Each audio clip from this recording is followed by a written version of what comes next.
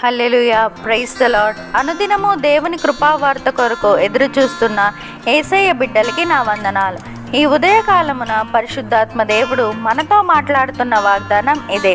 కీర్తనల గ్రంథము 30వ అధ్యాయం 11-12 వచనములు. నా ప్రాణము మౌనముగా ఉండక నిన్ను కీర్తించినట్లు నా అంగలార్పును నీవు నాట్యముగా మార్చి ఉన్నావు. నీవు నా గోనెపట్ట విడిపించి సంతోష వస్త్రము నన్ను ధరింపచేసి ఉన్నావు. యెహోవా నా దేవా, నిత్యము నేను నిన్ను స్తుతించెదను. Amen. Verse of the day, Psalms chapter 30 verse 11 and 12. You have turned for me my mourning into dancing.